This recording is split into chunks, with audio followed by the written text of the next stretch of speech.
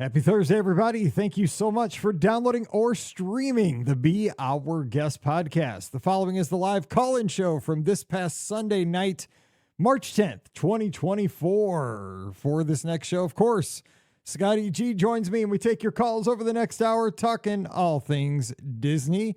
We get a great trip report from a caller out in Idaho talking about her trip with her teens and the great time they had as a family down at Walt Disney World and how, well, you know, sometimes your kids love those thrill rides. Sometimes they don't, but you always cherish the time in the parks with your family. And it was a great trip report. So we get that.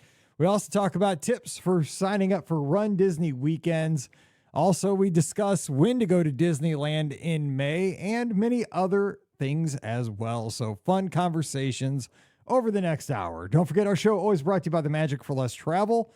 We'd love to help you plan your next Disney adventure for no additional cost to you and get you many booking bonuses as well. So check them out today over at themagicforless.com. Please also use our Amazon affiliate link when you shop online. That supports the show, and it's just with one extra click. beourguestpodcast.com/Amazon. And finally, you can also support the show by becoming a patron and all-star of our podcast. Just go to patreon.com/beourguestpodcast, just $5 a month, and you're in. You're supporting our show, and you'll get a bonus show every week. It's called Mike in the Midwest. So coming over this week, we'd love to have you. Patreon.com/beourguestpodcast. Ready to take a trip to the world? You found the Be Our Guest Walt Disney World Trip Planning Podcast. This is where your memories come front and center on our podcast stage. Well, hey, everybody. Welcome to the Sunday Night Live call-in show. It's not the Oscars. It's the BOGP Open Line with Mike and Scott for Sunday night, March 10th, 2024. We're going to be taking your calls for the next hour at 407-413-9395, 407-413-9395. It's our little version of March Madness. Michigan and Missouri. Having a good time talking with you. You drive the conversation for the next hour. We're going to have a great time talking Disney, Disney Cruise Line, Disneyland, Walt Disney World, whatever you want. It is your call because it's your show. So joining me tonight, as always, your friend and mine, hashtag Scotty G. How about that funky bass line? Scott, what's going on? I was about to say, man, I'm really digging the funky tunes to kick off our Sunday night here. It's weird. It's like, I don't know. Are we recording like an hour later or something today? Because there's sunlight still coming into my office here. It's so screwed up because this is that show. Like when we're done, it's still light outside. And like I said, like in the pre-show, for those people that are hearing this on Thursday, people are yelling because it's the middle of the afternoon. It feels like outside my window. I don't know what's going on. I'm not a fan of daylight saving. We just need to just set the clock and not change it again. But leave that for another day. But yeah, happy to have some extra sunlight. I will say that for sure. So it always makes me in a happy mood. And we got the sun actually shining today, which is a rare thing this time of year in East Lansing, Michigan. So yeah, happy to spend some time with you on the Sunday. Maybe we'll take some calls, talk some Disney and all that, and should be a fun hour, Mike. Yep. This is the show where it is up to you, the listener, to drive the conversation at 407-413-9395, 407-413-9395. You can give us a call, and you will be on the air talking about whatever is on your mind. We had some release of Disney Treasure merchandise this week. We saw a lot of people get excited about that. I'm trying to think what else was in the news. I saw that I'm excited for some spring break. Magic Kingdom extended hours. So like all along I've been looking at these hours and they're like 9 to 9, Animal Kingdom like 9 to 5 or whatever. It's like finally they released some spring break hours. So Magic Kingdom will be opening till 11 every night that I'm there, which is good. I missed the good old days of like the 1 and 2 a.m.s, but I will take 11 p.m. because it is fun, Mike, to close down Magic Kingdom, as we were kind of talking about in the Friday episode. We're talking about like the nighttime stuff at Magic Kingdom. So excited to spend some nighttime at Magic Kingdom. Super late. Well, plus I got to say too, one of the things, and we could talk about this too, how many people have these kind of things sitting around in their house. I don't know what you were doing this weekend, but you were pulling out all kinds of like old memoirs, like old artifacts from trips gone by, from days gone by. And you were like texting us and you were posting some on Instagram and stuff like that. Earlier today, I believe as we're recording, you posted some Disney's Magical Express luggage tags the old yellow stickers that you put on your bags before you left home so that they would magically show up in your hotel room. I think they're for Coronado Springs. We're actually headed here later this month. I know. How ironic was that? Throw them on your bag. Maybe it'll work. I don't know. Who knows? Maybe what I was doing was some office cleaning. So our office, like, I don't know. You got junk drawers, Mike? So like in my desk in the office, it's got like these 4 big drawers and like stuff just compiles over the years. Like as a Disney Vacation Club member, I get that awesome magazine, the Disney Files. I've kept every single one since we've been a member. And it's just like stacking up. And I was like, you know what? Like I never read these, but I don't want to toss them. Yeah, stuff like this. Like the Disneyland hotel map just from my first trip, sticker for the laptop that I don't have anymore. Yeah. I found something. I sent it to Beth and Ricky. I had 10 park maps from Animal Kingdom's 20th anniversary. Why did I have 10 of those? Like, it's rude for me to like hoard that, but like, why did I take 10? Like, and it's just the things I found my pins from the Coronado Springs when they were doing the construction. Remember, like they give you those pins. Yeah. Oh, yeah. I have about 3 sets of those. I know. They're like in hard hat. They must, because it was a long time to build that tower. Yeah, I have those too sitting around. I found a Tables in Wonderland card that was like pristine. Like it's like I don't know if I like ever used it, which I find impossible. I remember once I lost it or like I forgot to bring it on a trip. So I wonder if that was the one that I lost. I just had it sitting in a drawer, Mike. My favorite though, actually I had so many favorites. I didn't even send you like even close to that many of them. Was this pin? It was an NBA experience pin of the Detroit Pistons. Man, that one cracked me up. I loved it. You know what though? That thing is, and Ricky, she's all about, Ricky doesn't waste any time with like any other text other than she gets down to the brass tacks in a text thread. She's like, that's worth money. Like, dude, it was like 3 words. That's worth money. That's funny. And it probably is because the experience is gone. Like, I mean, it's very specific to the time. Yeah. But I kept this. So we ended up getting a giant bin for me to just store this stuff because it doesn't need to sit in the office, but I didn't want to get rid of it, So lots of park maps, countless numbers of scavenger hunt maps at Epcot, where you do like the Figment one over Festival of Arts or the Remy one over Food and Wine. I mean, so many of those maps, and it was just fun to look through. And it's things like I don't want to part with yet. I don't want them sitting in the office desk, So they got put into a bin. They're downstairs, and it'll be a fun memory like 5 years from now when I bring them back up again. Here's what I smell. I smell, and you're creative, but I think Elizabeth is super creative. A shadow box. You know what I'm saying? Like a shadow box in the office of all artifacts that are no longer around, and then you could, maybe make it so you could pop it open, and as things, you could add as things.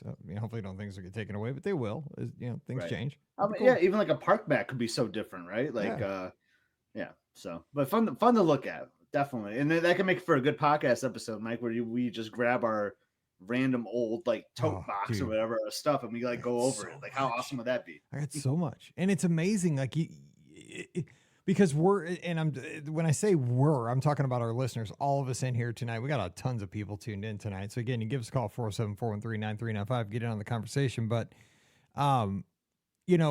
we're all so close to it that we don't even realize how much changes from year to year, because a lot of us go more than once a year and we're so close to it that it's like, wow, we didn't even realize that was gone. Like, it's like the frog in the boiling water. You just don't notice it, and like all of a sudden you're cooked. Like, if you go once every 5 years, you notice it, right? Because there's huge changes between trips. But like it's very gradual for folks like us. So it's super interesting. Yeah, that pin though, it really got me. One of my favorite things were the pins. I have so many great pins because like I like to buy a pin at the resort or like if it's like during a festival or whatever. So many great pins, and we have a cool tack board in our office. It's kind of like the medals in a way. Like I feel like with the Run Disney medals, like I have so many of them, and not that that's a bad thing, but it's like, how do I display them? Like, do I display them all like on some giant like curtain rod, or do I like bring them in and out like on a couple racks? And that's kind of what I've been doing lately, just interchanging them a lot. And I feel like I have to do that with my pins because I've had the same pin sitting on this tack board for at least 8 years. And like, I want to see some of the other pins, but then part of me is like, well, maybe they're valuable and I don't want to like take them out of the packaging. You know what I mean? Like, but am I ever really going to sell them? Like, I don't know. I probably won't. I'm an enjoy the things kind of person rather than like, keep things in a box like collectors, but I don't collect anything really. And I'm in the middle of like a project on my wall. I'm calling it my Olivia's wall, which I'm not going to get into tonight because I spent the last hour and a half trying to do step 1 of this. And I've almost lost my mind because it's. I'm excited for the Olivia's wall. Like I want to do. Dude, it's gonna be sweet. Like it's gonna be my little tribute to Olivia's, but it's a tribute to the 15 years of the. Well, it'll be 16 years here in a couple weeks, but the podcast. It's gonna be cool. Like but I kind of want to do that. I want to like just take family photos of like all my friends that I've met like through like Disney friends and just hang them up like in the office. Like how fun would that be? Like maybe I'll share it at the end of the show because I want to keep this for our listeners. But yeah, but the centerpiece that I have didn't work out as smoothly as the Amazon review, of course. And I was waiting forever for this. But we have our first call. We're headed up to the greater Chicagoland area where my daughter, actually, I just saw in front of my friends, is pretty close to you. She's actually out shopping at the Chicago outlets kind of near you, Mark Yerkes. What's up? Hey, what's up, guys? Good to talk to you. Mark. What's going on? I've got a bad connection, so let me know if you cannot hear me. You sound better than ever, actually, tonight. Okay. Well, I can't hear you very well, but that's sorry. all right. I can hear it. I'll yell. So I want to talk about Disneyland if I can. Hey, always. Go.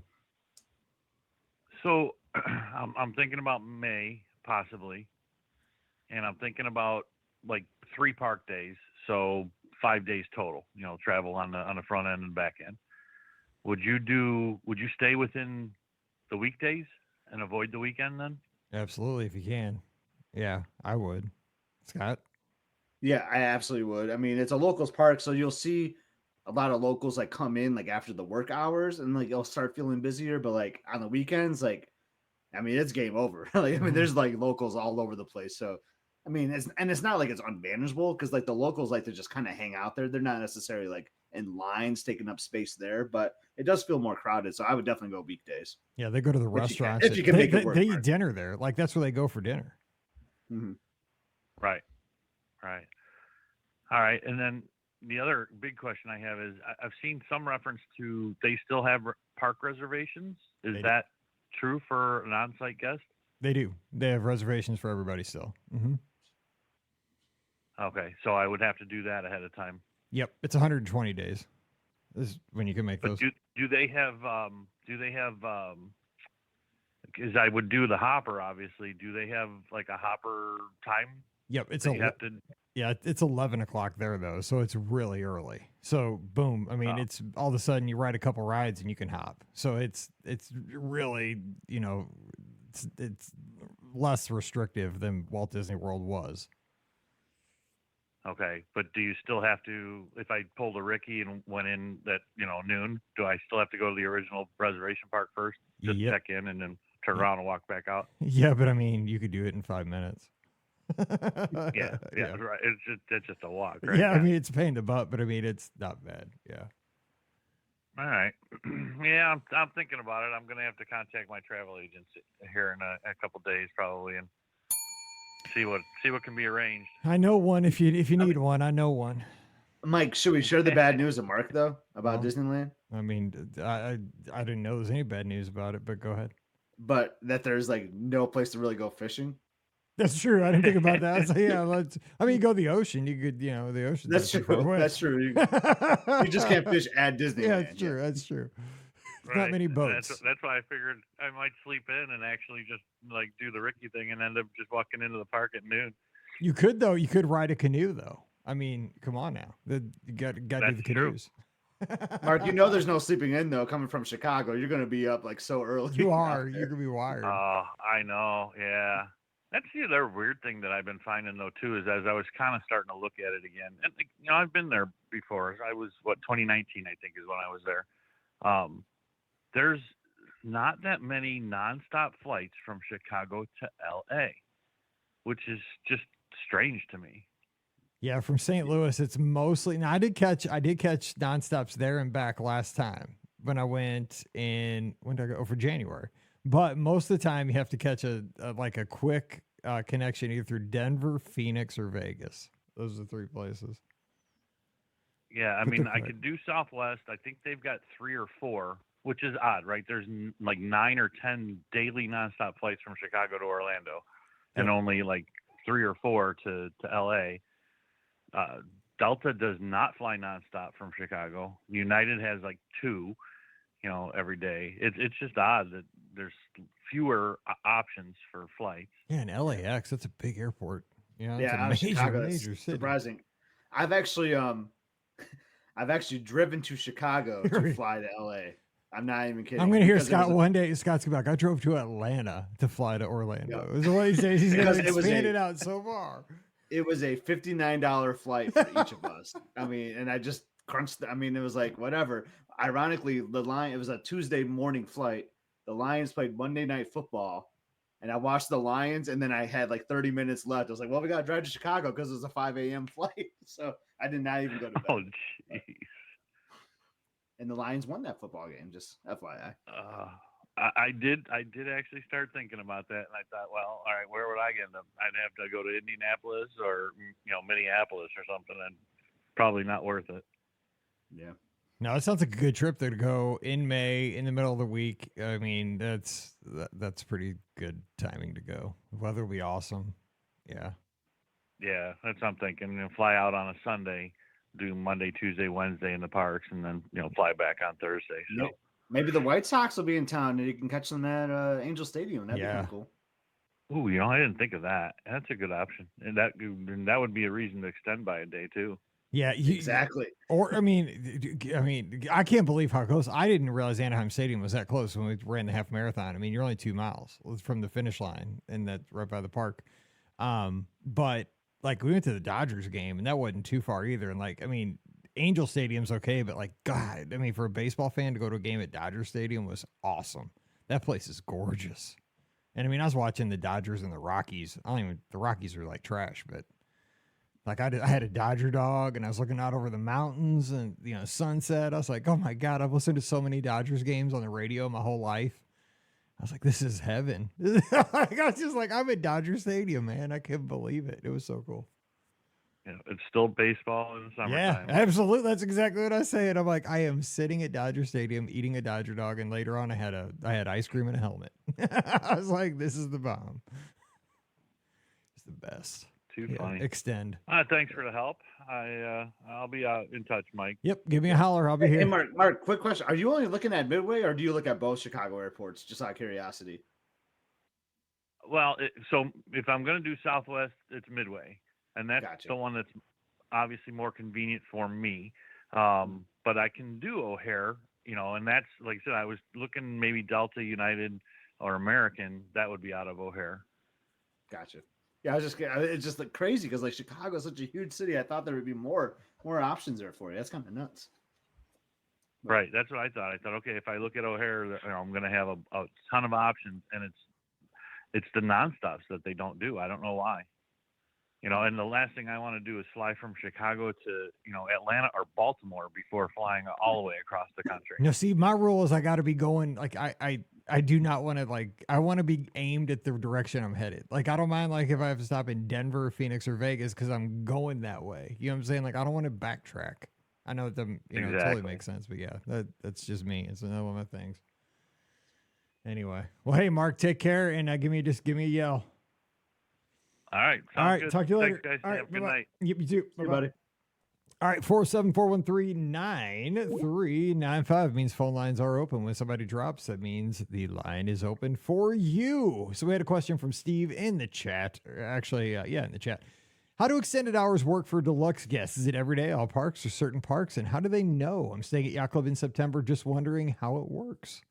So Scott, again, kind of just, some nights they have these, not every night, and they know by your magic band or your little room key, they can scan and see where you're staying, and you can see the schedule online as to when they have it. Perfect answer. Yeah, just your best bet is just to go to WaltDisneyWorld.com, just go to the website and look at kind of those hours. I don't know if they'll have those dates that far out, like for September. But I will say I've done these deluxe extended hours events, and they are great. Definitely highly recommend it. I love the parks at night too. I know you do too, Mike. So it's fun, lower crowds. Some parks obviously work better than others. Like Epcot is so big. Like if you want to do like Ratatouille and do like Soarin', like that's a hike there, right? Like big time gaps. But the ones at Magic Kingdom are obviously really, really great too. All of them are fine, but yeah, just look at the website and you can get more details there when they're announced. All righty. And Thomas Perk, big friend of the show, says, just listen to the Friday show. Not sure if anyone has already said this, but Magic Kingdom is also a no-fly zone per the FAA. So even if Disney drones are even And even Disney drones aren't allowed. Plus, Disney doesn't like the idea of drones flying over guests from backstage to the castle. So yes, and I think we kind of said that Disney is very conservative on the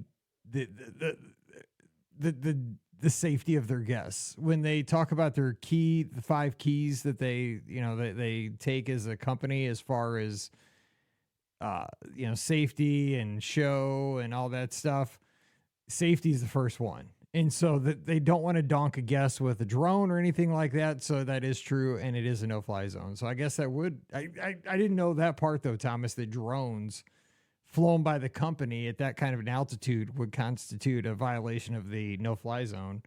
But I guess it would. I mean, I could see where if anybody else was flying a zone, it would violate the no-fly zone. So I guess if Disney's flying it, it might not be any different. I just thought maybe they would be an exception to their own filed no-fly zone. You with us, Scott? I know you're wiggling around there. Did you lose us? Oh, we lost your mic. You're muted. We lost Scott's audio. Maybe come out and come back in. We'll see what happens. Can you hear me now? Oh, now you're back. Now he's back. I feel like I'm on a work call when you said that. Okay, no. Yeah. No, that is a goal of mine. Like I try to shoot like 98% where like I'm talking and I'm unmuted. That's hard to do at work in the society we live in now. See, so I never get to do that. I always hear about like the business people. Like I've never been a business person in my life, and like all the memes and stuff. Like I hate being in meetings where someone says, "Hey, you're muted." Exactly. So I try to not be that guy, but I just was that guy in the podcast. It's like he's a meme. Awesome. He's a meme. Yeah. But no, what? Just some behind the scenes here. My microphone just fell off. You pulled a Ricky basically right off the desk. There you go. Well, that's Ricky 6 times a show, but it's usually because her dog or cat comes. Honestly. As I was scrambling to fix all this, I was thinking like, "Oh my gosh, I'm Ricky right now." No, I was thinking you were Ricky. Exactly. Well, hey, we're on the same way. And then what's worse, I went to go plug in, and like it got super touchy. Like I couldn't find the right setting. It wasn't working. So like, and that was Ricky part 2. Red on the feed, that's why. You're so Ricky. And we thank Thomas for that feedback because we didn't know that. All right, we have our next call on the line. Hey, who's joining us tonight? Sorry. Hey, this is Andrew from Louisville, Kentucky. Hey, Andrew, is your mic going to stay solid for us, or are you going to have your mic fall off on us? We don't know. We'll find out. Good. Hold tight. What's going on? So the reason why I'm calling is I'm registered for the Halloween race in Disneyland in September. Correct. And I'm considering doing Wine and Dine to get the Coast to Coast in November. Sounds like a plan. November. Yes. So my question is, it'd be a really short trip, basically, I think right now from like Friday to Monday. And I was thinking about going to the parks on Saturday and Sunday. Would it be cost effective to just do a single park day for those 2 days? So now we're talking Disneyland in September? No, well, Disneyland's already taken care of. I'm talking about Disney World in November. Disney World. Let me just give you the lowdown, and then Scott can back me up on this or disagree, whatever he wants. I'm gonna give you my feedback on Wine and Dine at Disney World. Okay. There's a couple reasons I stopped doing Wine and Dine. One, and I've said this, it's a super busy time of the year for me. The one thing that I like as much, if not more, than Disney's football. And Mallory's a high school cheerleader, and so I go to her football games, and I've run into complications. There's always a big football game that weekend that I miss, and we're season ticket holders for Mizzou. So I've just kind of written that off for the next couple of years. But also the crowds in the theme parks that weekend, because it tends to be Jersey week, which is like the whole state of New Jersey. Like the kids get off school, the teachers are, I don't know if the teacher's supposed to be in meetings, but I guess they skip through meetings. I don't know, man. It's everybody. There's a lot of people there. And so the crowds are really big. It's usually kind of towards right at the end of Food and Wine. All the locals are trying to get their last taste. You could, definitely go to the parks, but just know that the crowds are going to be big. So you might not get as much done in one day as you think. It's not going to be like a quick, get 25 attractions in. Scott, what do you think? So Andrew, it sounds like you're not an annual pass holder, right? So you're asking if you should get a single day tickets. Yeah. So I would recommend getting a single day ticket for Saturday, and don't get one for Sunday, because when you do Wine and Dine, you actually get like an after party ticket for Epcot. And so that's part of your race registration. And I think they let you in at like 4 or something. I could be wrong on that. Maybe Wade or someone in the chat can tell me. I forgot about that. So like you're actually like getting a good value there, like with a theme park ticket That's a good with point. your race registration for Wine and Dine. So I would say go for buying the Saturday ticket, have fun, enjoy it. Yeah, the crowds would be kind of busy, but like, I mean, you're there like celebrating, getting your coast to coast and all that. So buy the Saturday ticket, and then I would just kind of chill after the race on Sunday, relax, maybe go to Disney Springs or something, and then go over to Epcot if that's where you want to go. But that's a really cool party, and it's part of the perk of doing Wine and Dine. So I think that would be the way to go. Just buy the one ticket for Saturday. That's a good point. That's the right answer. I forgot because that's the only race that comes with a park admission is a party perk. Yeah. Now it's later in the day. I think the party officially starts at a certain time. It's kind of like how you see like the Not So Scaries and those other parties, but I think they'll let you in a little earlier. Yeah, I don't know the exact time though. Yep. That's a good perk. And so if you're only going to do one day park on Saturday, what park would you go to? I would avoid Epcot. On Saturday. I'd avoid Epcot on Saturday. Yeah, but Andrew would probably be going to Epcot anyway on Sunday exactly. For the party, so I think that's the good call. I'd do any of the other ones. I like Magic Kingdom for Saturday personally. Yeah. But I mean, but if you're like a Star Wars fan, I wouldn't shy away from Studios or if you're an Animal Kingdom fan. Right. I'd do any of the other three. Well, other than, especially if you're going to be at Disneyland, like a couple months before, like maybe because you did the parks there, like maybe doing an Animal Kingdom, something a little bit different than what you would see at Disneyland might be a good option too. Okay. Sounds like a good time, man. I'm excited. Coast to coast, man. I love that other coast to coast medal. I wish there's a way I could still technically get another coast to coast, but I just don't think it's going to be in the cards this year. But that's going to be great for you, Andrew. I love it. Well, thank you. Yeah, it depends on whether I actually get into Wine and Dine on a Tuesday, but I want to at least check before I bit the bullet and spend money on a race and be up a creek without a paddle when it comes to everything else. But yeah, exactly. We'll cross that bridge when we get to it. That's what I was just gonna say. Get in the race, and then we'll talk next Sunday. Like don't stress yourself out yet. But yeah, we'll cross our fingers for you on Tuesday. We'll get you in. You can have my slot, and we'll run those races. We'll get you those medals. Then we'll worry about getting you in the parks and having the fun. Next Sunday, we'll talk about it. We'll see. We'll get the plans all laid out. We'll get you some ADRs too. Sounds good. And Wade up in Nebraska says 5 p.m. to get into that party with that ticket. Okay. All right. Hey, we'll have a good week. Thanks for calling in. We appreciate it. You too. All right. Thank you. Talk to you later. Welcome. All right. I mean, that's the best value of any Run Disney event. I mean, that you actually like for someone that isn't an annual pass holder, like in Andrew's case, like you get granted, you might want to go into the park earlier, but you can I love like relaxing, going to Disney Springs, hanging out at the pool, getting some lunch or whatever, and then going into the park at 5 for the party is perfect. It goes to 1 a.m. I agree. That party was fun. But the party party was more fun. And again, I shouldn't say this kind of stuff, but I enjoyed the party more like when the race ended there at night. Oh, and you just went straight into the party. Everybody stunk. It was just a different feel, right? I mean, everybody was still like sweaty and like it was wild. Like it was a true after party. Like everybody was, some people changed clothes, some people didn't. Like so, it was great. It was a great race wild. Weekend because it was all in one day. Because the 5K was that morning too. It was. I forgot about that. It was crazy. You could leave work. Yeah, you could take Friday off essentially. Like if you're coming from Michigan or Missouri, whatever.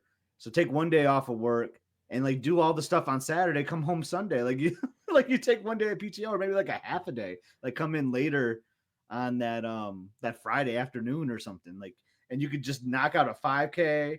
A half marathon and the after party all in one day, man. It was epic. I just remember that one time though, it was super hot and humid. I think it might have been the first year of it.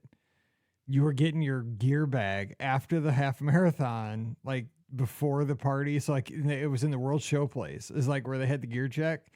2 people passed out, like because it was after the race, but like in a line because it was like in that bubble and it was hot in there. And like 2 people just down that passed out because it was so hot and they just run 13 miles. Oh man, it was super. Oh man, I was like, I love the challenge. I mean, I understand what Run Disney's doing. Like the 10K challenge is fun and all that, but like there was something just like so unique about that race weekend with the night race, the 5K that morning, and like you could do it. Like if you were a local, like you wouldn't even have to take any time off work, because it was all done like on a Saturday. Like, oh man, it was wild. It was perfect, Mike. It was perfect. It was crazy. It was like It was like they're making it up as they went back then. It felt more blue collar, right? It felt like, let's try this. Like, I don't know what we're doing. Yeah. Let's do a race at night. Let's start at, everybody show up at 10. We'll go at 10. Maybe 10:30. All right. It was nuts. Thinking back, my first 2 Run Disney events were night races. Like I did the Expedition Everest, and then my next one was the Wine and Dine like night race. So I was like, this is awesome. Like I'm doing all these races at night. And the first 3 Tower Terror 10 milers were the bomb when those were great races. Anyway, Rebecca Speaks on Facebook says, going to have one day with some coworkers before meeting in Orlando to visit Walt Disney World. What park would you recommend for a group of coworkers with some big Disney fans and first timers? Is this not Epcot when you have coworkers? It's 100% Epcot. There's no other answer. I mean, to me, it's Epcot because I think coworkers, I think it's a great social way because like you can walk World Showcase because you're going to want to like do some walking and talking with your coworkers, maybe stop by and get a cocktail if that's something that interests you. I know with my coworkers, they would like that. But yeah, I think it's the perfect thing. And then you're talking about there's some big Disney fans too, because there's some great Disney stuff in there too, like with IP even. Like you can go through like the new water feature, you know, I think is fantastic. You got Remy, you got Frozen. I think it's a great mix of just adult time with coworkers and getting like that Disney bug in there too. So I think that's the perfect park. I agree, and so does Mallory Miller over on Facebook. Not my Mallory, but Mallory Miller. All right, another question. This one's for you, Scott, because actually I have to admit I have registered for Dopey 2025 already. I have committed to my charity, and I am in for one more running it back one more time, even though I said I wasn't going to. We'll see. Run Disney question from Troy over on Facebook. Any tips on registering for my first race, the Wine and Dine 5K, this Tuesday at 10 o'clock a.m.? Would like to register both me and my spouse. Yeah, we get this question quite a bit, don't we, Mike? We do. But you do multiple. Congratulations though on like looking for this. Like I'm excited for you, Troy. This is gonna be great. I love that Wine and Dine 5K. Just recommend like kind of logging in a little early, you know, making sure that if you haven't done Run Disney before, making sure you have a user ID, like create a login. Which I don't know about you, Mike. I think mine is like my normal like Disney login. It is. They finally, I think, have started to consolidate them, like from your fantasy. I think it used to be different in the day. Like if you had a fantasy football team, like with ESPN, like it's that. Like yeah. Well, that's my login is S Gardner ESPN because it was from like when I did fantasy football in the early 2000s. Mine's my Flowtown Ballers football team because that's my team. Yeah. But yeah, so log in, you know, make sure you logged in early and you got like multiple browsers open. I'd say like maybe around 9:20 Eastern time. Because they say 10 o'clock, but sometimes they'll release the registrations early.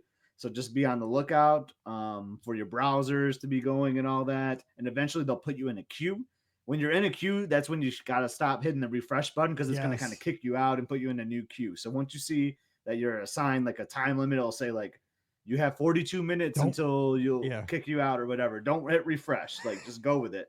And sometimes and you'll see this, Mike, that number drops like pretty quickly too. Yep. Like Yep. It'll be 42 and then 2 minutes later. So don't go walk 28. the dog. Like, you know, don't set a watch and go walk a dog for 48 minutes. Like it could jump down to 28 minutes in like 2 minutes. Yeah.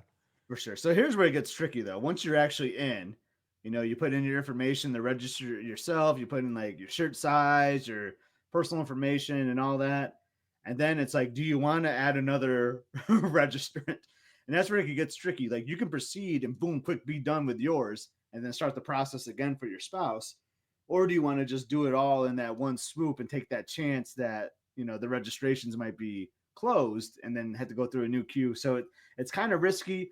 I'd like to just still do it all in one transaction. Like once you're in there, I think you're going to be fine for the 5K. Don't mark my words or anything on that. But I think once you're in there, fill out your information, and then you can add another person to register, and then that's when you add your spouse, and then you do final payment for all of you.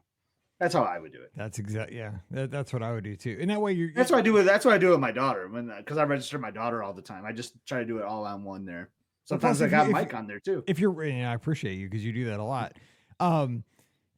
Plus, if you're doing it with your spouse, right, you don't want one in, one out. That's the worst, right? You don't want like, okay, sorry, you guys stay home, or you know. Yeah, like, I feel like you got to get shut out for both, and you're both in. Like, there's no like half and half there. Exactly. That's not good. Good call, Mike. Exactly. I got it real quick. I mean, we have record numbers watching for the long, like we've had, I mean, this for years, we haven't had this many people tune in. So shout out to everybody who's tuned in tonight. We appreciate you guys, and give us a call, 407-413-9395. Discord.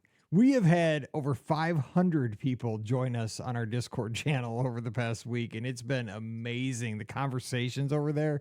We've been talking, Scott knows, we've been talking ADRs. We've been talking background loops. The conversations, we're talking stuff that's not Disney to stuff that we traveled to. We're talking cruises. We're talking port adventures. We're talking life over there. We're just having a good time. Everybody's meeting each other. We're talking about going to Frankenmuth for a BOGP meetup in Michigan at some point. It's an amazing, it feels like, again, this was kind of the goal that I wanted. I didn't think it would happen this quickly. Like the old message boards we used to have like a decade ago, back in the day before Twitter and Facebook took over. So I just want to thank everybody who came over and joined us on Discord. If you haven't, beourguestpodcast.com, just scroll down to the widgets, hit join Discord, join us on Discord, and just boom, you're right there. But it's been amazing. So if you haven't, come on over. But we have a call coming in, but one of the things that they wanted us to talk about tonight was when cast members have made magic for us on trips. We have some examples over on the Discord channel, which we'll bring up here in just a second. But let's get to this call and then we'll do that. But hey, caller, what's going on? Thanks for calling in. Hi there. This is Amy from Idaho. Hey, Amy out in Idaho. What's going on? Yeah. Well, I talked to you guys last fall, I think, when we were planning our winter trip. We talked a little bit about rodeo and about recommendations for our New Year's trip. So I thought I'd give just a quick couple of highlights from that trip. Hey, always. Well, how'd it go? Let's hear.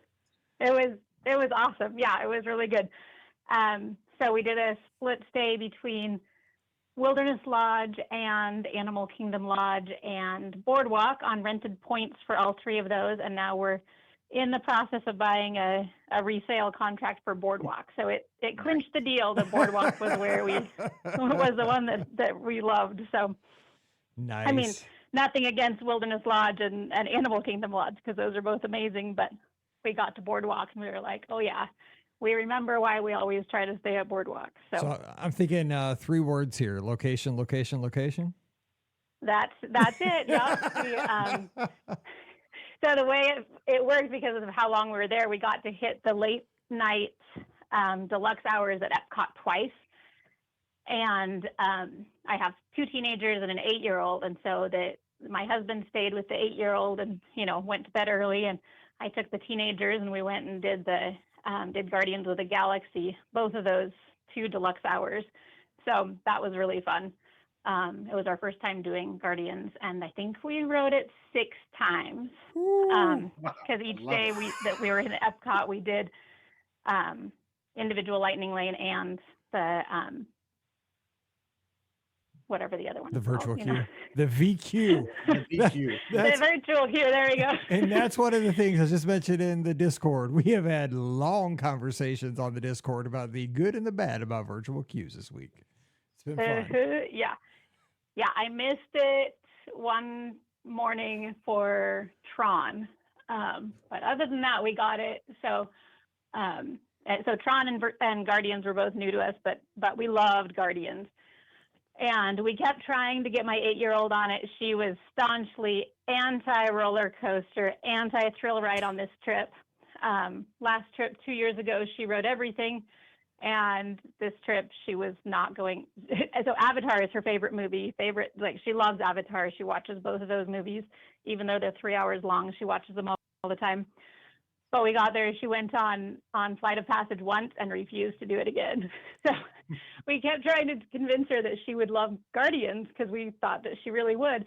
And so we went on it 5 times, and every time she said, nope, not going on it, not going on it. And so then the 6th time, our very last time riding it, she finally agreed to do it.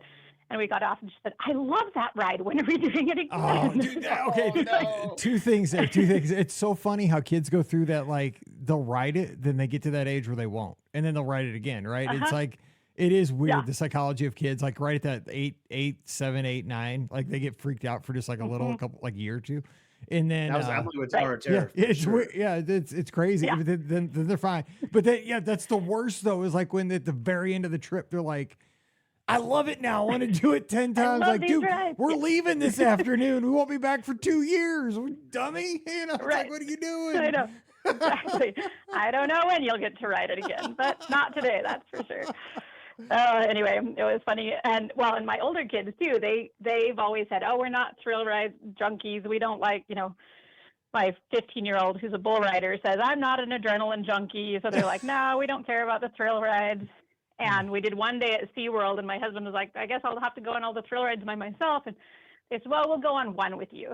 And then next thing you know, they're going on every single thrill ride with them. And they were mad that we hadn't planned more than one day because they didn't get to go on everything. So I don't know. Kids are unpredictable. So real quick, how was SeaWorld though, just for like the thrill ride kind of, because I know it's not like a theme park, it's more like an amusement park, but what was that like for somebody, because you're with kids your age? Yeah, they loved it. They were, like I said, they thought they didn't like thrill rides, and it turns out they love thrill rides. So they had a blast. We got there first thing in the morning when it first opened, rope drop training. And we got on, like, for the first 2 hours, it was a breeze. And this was a day after Christmas. Or no, 2 days after Christmas. Anyway, it was that crazy week, right, when everything is busy. And we didn't buy the front of the line pass or anything because it was like $60 a person. But those first 2 hours of the day, they could basically walk on whatever they wanted. So they did as many thrill rides as they could get in. One thing that I really appreciated about SeaWorld was, and this may be true, I haven't been to Universal or the other real big thrill ride parks enough, but they always had a little thing for younger kids right there close to the thrill rides. So there was some sort of walkthrough exhibit or aquarium or different kinds of things. So it made it easy for me to take the 8-year-old and go do that stuff while they did the thrill ride. So I really appreciated the way they planned that out. That's super smart. I didn't know that. I mean, that's very smart. I didn't either. Yeah. So, but it went well. And then we also did both Roundup Rodeo Barbecue and Hoop-de-Doo, which were both new to us. So, it was heavy on the campy barbecue kind of style for us this trip, but we loved both of those, especially Hoop-de-Doo is definitely a new favorite for our family. So, but it was just a great trip. It was a fun to do those late nights. We also did the late nights at Magic Kingdom with the teenagers one night, and it was just fun to kind of to build those memories with them and just go just the three of us and just get on as many things as we could, and so we had a great time. So let me ask you, and I can tell you did because you're still excited about it, and this was 3 months ago. Like I can hear it in your voice. Like that's why I love being able to have this show, to be able to share stories like this, because everybody's hearing this, and I think a lot of folks are going to smile just hearing your excitement. But let me ask you this: so was there any? Because this is what I'd ask you if you were on a Monday show at the end of the show. This is always my get you at the end. But was there any kind of small moment that as a mom that you had during the trip that just kind of was like that snapshot of the trip? Not a big ride, not like the 5th ride on Guardians or anything like that, but just a moment you were like, oh, this is why I'm glad we got to take this trip. Something that was unexpected, or just a small moment that was special to you. I think one that was kind of a repeated thing was like every time that we met a character, my kids, all three of them, even, the now 15 and 17-year-old, they hopped right up and were ready to take pictures. And it was fun to see that they haven't lost that, they still love it. And I didn't have to, usually, you know how it is with teenagers, I have to beg and plead, let me take a picture, have something to remember this. But every time a character came by, they just hopped right up there. And they loved they weren't really great at engaging a lot in the funny interactions. But we met the evil queen at the Snow White dinner, and it was so funny. And they just had such a fun time watching her interactions with my youngest. And so it was, I don't know, just so many of those little moments, watching them interact with each other and with the magic all around them. So yeah, and when they get to that age, man, life gets so busy that you just don't get to have that time with them where life slows down and you get to just see them enjoying each other and enjoy each other as a family. And I mean, and life doesn't get any slower when Yeah. you get back home after that either. So I'm glad you got to appreciate that. Right. Oh, Yeah. well, thanks for sharing that. That's Yeah, it was awesome. a great Oh trip. my gosh, that's so great. Well, hey, got to do it again sometime. That'll be soon, hopefully. I hope. Yep, for sure. At the boardwalk. It Yes. sounds like. Yes. At the boardwalk, yes. Yeah. That is All right, awesome. thank Well, you. hey, you have a good week, and tell the kids we said hello, and thanks for virtually sharing their trip with us. Thanks. All right, take care. Bye bye. And did she say her kid rides bulls? As a know. bull rider. Just hearing that though, like that made me excited for my trip, man. I'm like 12 days out, Mike. Dude, I'm so jealous. When she said hoop-de-doo, that reminded me, like, oh, I've already prepaid for hoop-de-doo. We're going back. Whoop, Like, we whoop. went for the first time in, I think it was like summer of 22. Like, we went that long, like, with ever not going to hoop-de-doo. And we loved it. So we're excited to get, I do love we're excited to hoop-de-doo. get back to the fort. Hoop-de-doo's fun because you get to go to Fort Wilderness. There's so many reasons. Like I could list them. Just going to Fort Wilderness is awesome.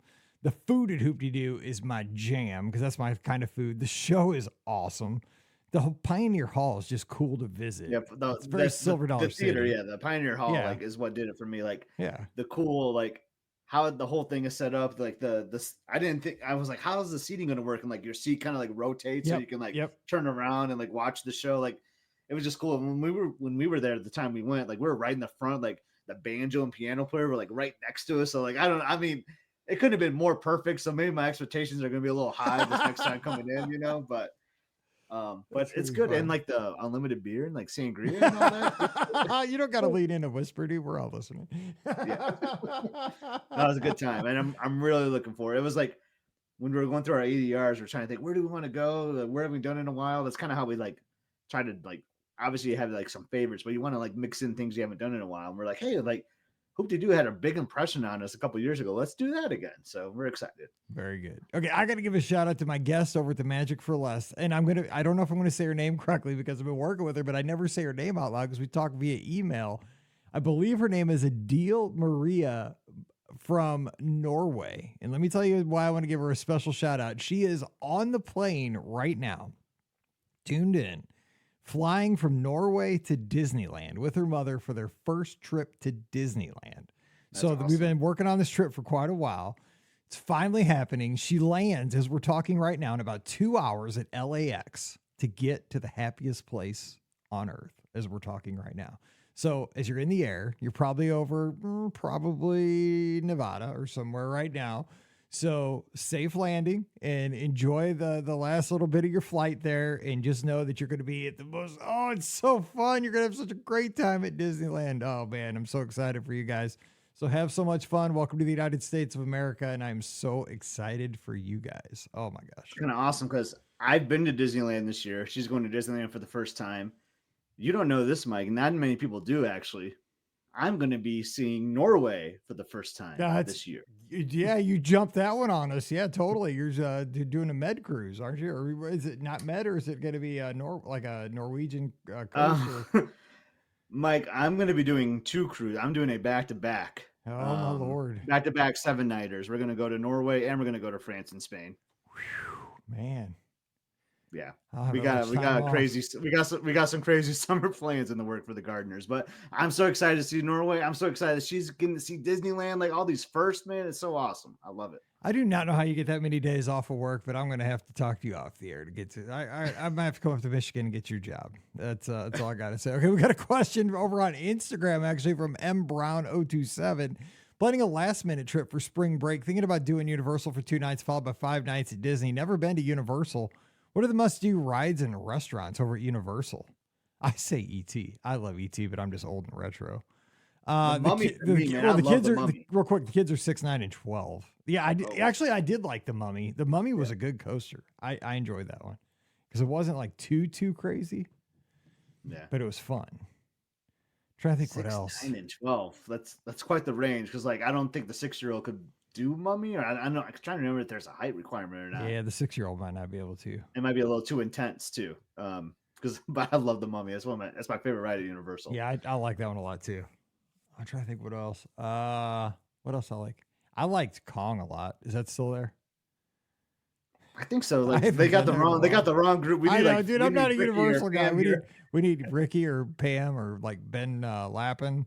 Yeah. Yeah, because I don't book Universal anymore. I mean, obviously, like the Wizarding World stuff is really cool. I mean, there's some great stuff to see there, but like I just worry about like with that range, like I don't think everyone can do it. I like the Men in Black. Like if you like Toy Story Mania, like over at Walt Disney World at Hollywood Studios, I think Men in Black could be a fun. I don't thing think to that's do there too. anymore.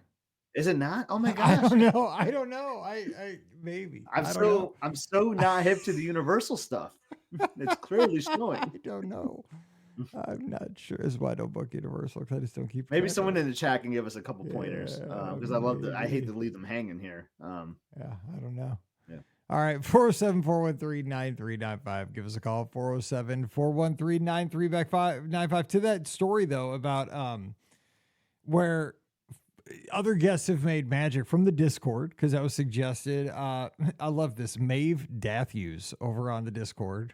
Got to be a fan of some band. Yeah, one of my favorites, that's for sure. I said, "Don't crash into me, sucker." He said, they just showed up. I think it was for. I'm just trying to summarize because it's a bit kind of a long post. They were on their very first trip, and a stranger came up and bought their kids pins. Like, just said you can buy pins, like, and let them pick them out, and paid for them to get their first pins on their very first trip to Walt Disney World. And now they're kind of passing on that tradition each trip to somebody. So, I thought that was a cool story. Isn't that I kind of like cool? one. Yeah, I mean that's kind of a cool thing. It's kind of like, we've had people say, on the last day they'll buy a balloon and hand it off to somebody coming into the Magic Kingdom because you can't take it home, or to buy a new balloon just to pass on the magic, kind of stuff like that. I'm trying to see. So, like, one of the people, June Mouse Mom, said they did the animation experience at Rafiki's Planet Watch, and the artist gave him his drawing with the autograph, and that kid thought it was just so cool because the artist gave the example autographed to the kid on his birthday. I mean, that's Very cool. That's cool stuff. Yeah, I love hearing stuff like that. When I saw that pop up in the Discord, I was worried you were going to ask me that question, because like I don't really have any good examples, like especially from like cast members. I mean, I love the cast members; they do really great things, but I don't know if like anything like in that magical realm like happens to us. Like I don't know about you, Mike. I mean, I know. Well, I mean, Catherine, she just mentions, when her husband and I were on our honeymoon, we booked a regular room at Beach Club, but upgraded to a club level suite. Bring that on. I mean, no, I've never gotten an upgrade in a I room. don't think I ever have either. I think one time I got upgraded from a standard room to like bunk beds. I'm like, woohoo! I mean, not that I wasn't appreciative, but I mean, like, dude, dude, if I was 12, I'd have been over the moon.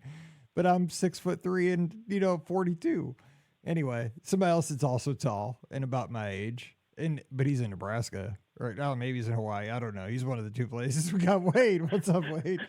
He's in Nebraska. I can't keep track where Waldo is. Aloha. What's up?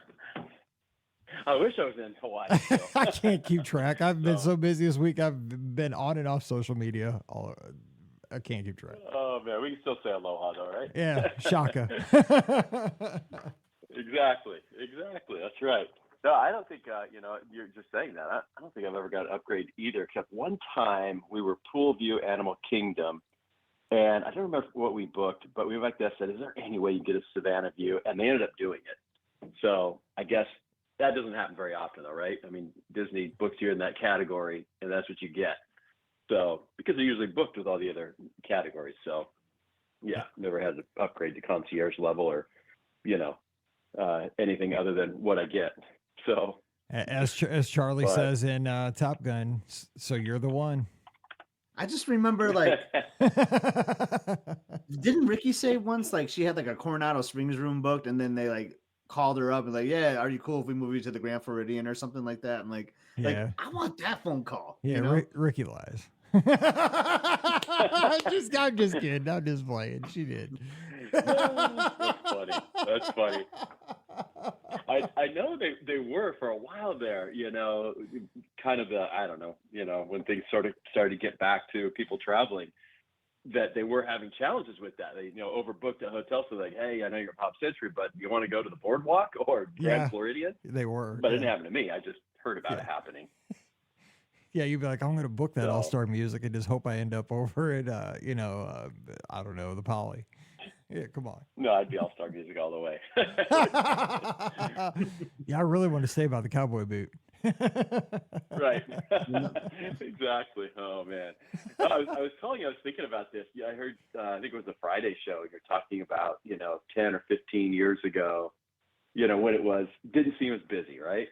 And there was a nighttime parade, fireworks, and I think maybe when you mentioned it, but I still go back to the parks are not open as late as they used to be. True. They have not got back to those 1 a.m., 2 a.m. extra magic hours. Now extra morning hours are 30 minutes, right? Yep. I think. Yep, they are. And that's fine. You get in and maybe you get one attraction in if you're there even 30 minutes earlier than when they let you in. And I think we've talked about this before. I've got great pictures of Shelly and I and the boys at 2 a.m. in the Magic Kingdom. And it's a blast. You shut it down and then you hope that everybody will sleep in a little bit the next morning. But I just think that would spread things out and even lessen the impact of what you see now when the fireworks are over or when the fireworks happen. Yeah. And I know there was a staffing initially, but they got people, half those kids working there are college kids. And there's a lot of college kids. I've been to the apartment complex. You've seen them. It's bigger than some small towns in Nebraska or Missouri or Michigan. Yeah. But I wish they would get back to that. I really do. I think that would, on a nighttime parade, paint the night. Scott, I know you said it. I don't think, Mike, you've seen it, but what a great parade. If they could somehow figure that out, it would be awesome. No, I agree. Because it was so magical to be in a park. Like, it almost seemed like, back when I first started going, back when Paige was 7, 8, 9, there's a picture I have of her and I standing by the clock in front of the Emporium on Main Street. It is 3 a.m. It is 3 a.m. because that's when Extra Magic Hours ended. Because the park closed at 12 and PM Extra Magic Hours were 3 hours back then. So the park closed at 3 a.m. She was like 8.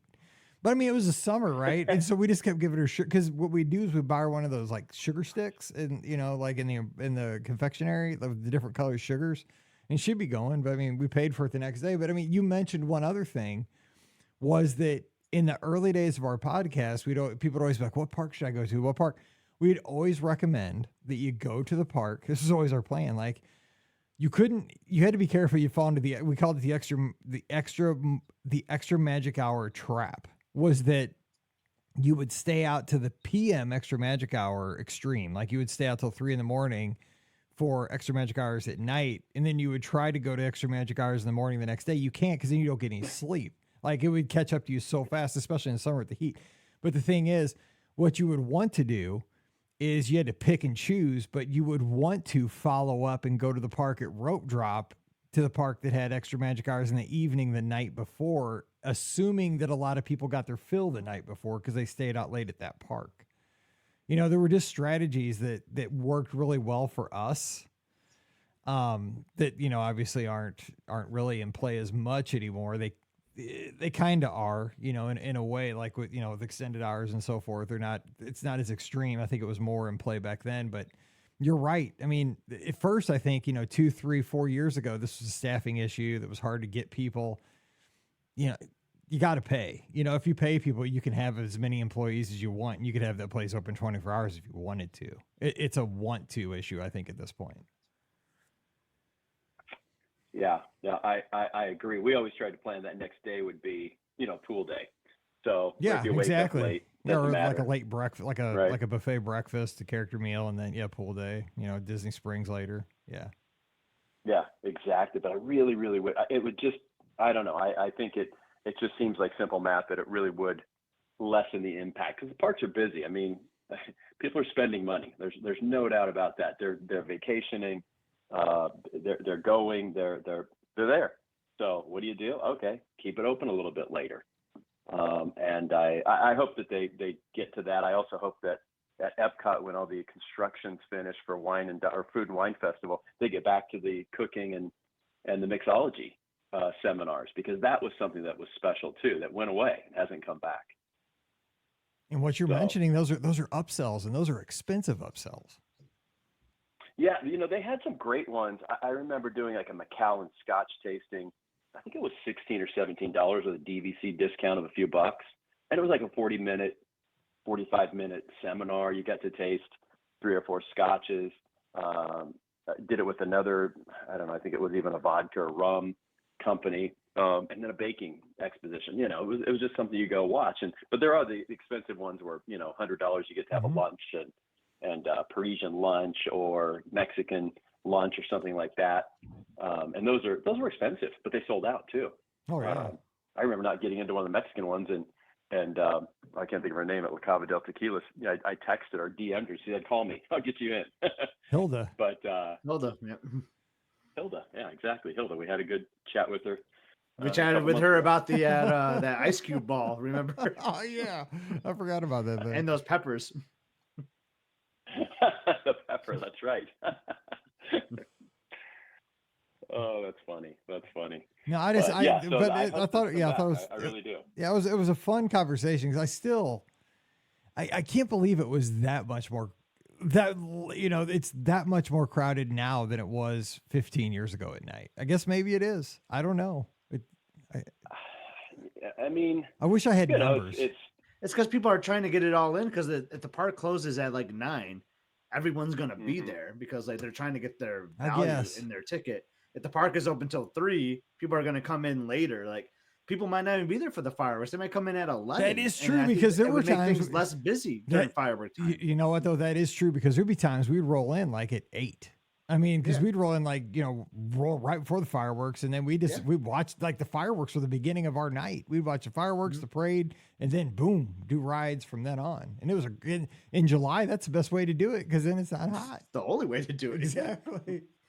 I don't know. That's interesting. And people with the really small kids bail out, and like I said, you can have a lot of fun that last hour or two. Also, if you can make it. So that's a riot. Like you're just walking around, laughing with your family. You're on like the sugar highs, or whatever you were just talking about. Like it's so much fun. It is. It was some of the best times I ever had. Because I am. Like I kicked off the show. Wade, I don't know if you heard it. Like we're going to be down there in a couple of weeks for spring break, and the hours have been 9 to 9. I've been watching the hours like crazy, and they just announced they're going to be open till 11 now. And like, I mean, that doesn't seem very late, but like I'm super excited about it. At least I'm getting a couple more hours, But like, oh man, I just missed like those 1 a.m. dates.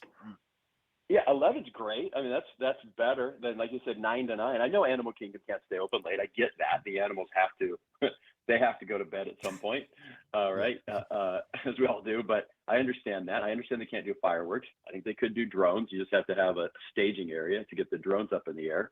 But they have the lake. I would think they could figure that out. But stay open later. 9 to 11 is great. But if they threw one park each night that was open till 1 a.m., 2 a.m., Epcot, Hollywood Studios, what a blast. And I don't think you have to sell the park a second time either to do that. They didn't used to. Yes, I agree. And spread the crowds out. Like you said, Mike, you'd go at 8. You know what? That kept that park freed up a little bit more when you weren't there. And then you were there, then others would leave. But I know. Anyway, I don't mean to keep going on and on about it. But those are great points. I mean, because it does. I mean, it keeps things more steady. Right. It keeps things instead of like, it just keeps everything more level, and it would keep the guest satisfaction up. One park, and maybe just during peaks, like from say April to right before like end of August. And then you could cut it out, you know what I'm saying, until like Christmas or, right after Thanksgiving or something.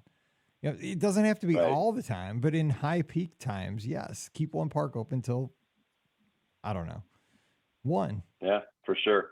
1 a.m. That's too much to ask. I mean, it's the biggest tourist destination in the country. One of the biggest. And not all the rides have to be open either. So that's another thing too. Like rides do need to take breaks. Like you just can't have Space Mountain running all the time to like 1 a.m. So maybe it's like limited attractions too. And I would still think that would be a big win, right?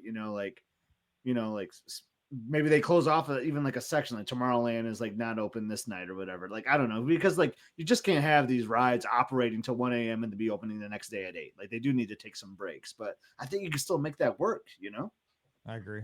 Right. People understand. Right. And rotate the parks too. I hope. And maybe I saw Beth's comment, I think maybe Communicore Hall at Epcot could bring back some cooking and drink mixology seminars too. I'm hoping when that construction is finally done after 14 years or whatever. Exactly. I just remember